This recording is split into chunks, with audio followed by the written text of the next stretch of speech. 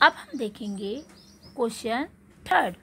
Question third है, if a equals to 7,9 and b equals to 11,15 and r a, b such that a जो है वो belong करता है a को, b belongs to b and a minus b is even. a minus b जो है वो इवन होना चाहिए। मतलब जब हम a और b का डिफरेंस निकालेंगे तो हमें क्या मिलना चाहिए? इवन मिलना चाहिए। ओके, इवन नंबर आना चाहिए। Then show that r is universal relation on a to b।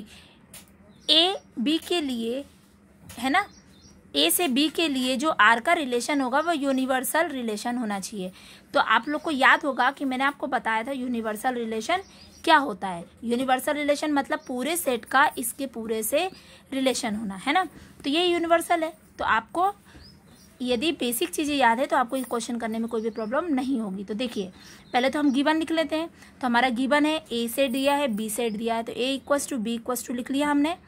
Now r, अब हमको r का जो रिलेशन है, r का रिलेशन क्या होगा? a, b such that a belongs to a, b belongs to b, जैसा कि पिछले क्वेश्चन में था। और इन दोनों का जो डिफरेंस है यहाँ पर, वहाँ 4 का मल्टीपल था और यहाँ होगा ये इवन। ओके, तो ये इवन के लिए बताना हमें। तो जैसे इवन नंबर आना चाहिए इनका मल्टीपल, तो हमें ये चेकआउट करना है। तो देखिए, हमको यहाँ पर a की वैल्यू 7, 9 दी और 11 और 15 दी। तो जब हमने लिया, रिलेशन हमारा बनेगा a, b, a, b, ये दोनों वैल्यू लेनी है। a की वैल्यू 7, b की वैल्यू 11 ले ली। अब a की वैल्यू 7 ही रहेगी, b की वैल्यू 15 हो गई, a की वैल्यू 9 हो गई, b की वैल्यू 11 हो गई। a की वैल्यू आपकी 9 ही रहेगी, मतलब 9, हाँ 9 रहेगी, और b की वैल्यू एक बार 15 हो गई।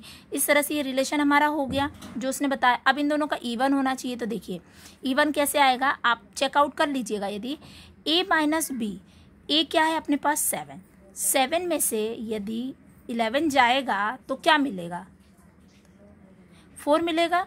तो जो 4 है वो हमारा इवन आ रहा है ना, और वो इवन हो रहा, वो माइनस में भले आ रहा पर है नंबर कैसा हमारा? Even number. ओके, इसी तरह से यहाँ से माइनस करेंगे तो भी हमें क्या मिलेगा? जो नंबर मिलेगा वो भी इवन मिलेगा, है ना। 7 में से 15 जाएगा तो कितना आएगा? तो देखिए यहाँ पर 8 आया, तो वो भी हमारा क्या हो गया? इवन हो गया। इस तरह से a इंटू बी की जो भी वैल्यू आएगी वो क्या होगी? इवन होगी। तो ये सेटिस्फाई होता है। तो देखिए, आप बोलेंगे क्लियरली r इक्वल्स टू जो a क्रॉस b है वो क्या है? हमारा यूनिवर्सल है, मतलब a का b से रिलेशन है और ये यूनिवर्सल होगा। ओके, तो यहाँ पर हमारा ये थर्ड क्वेश्चन भी फिनिश होता है।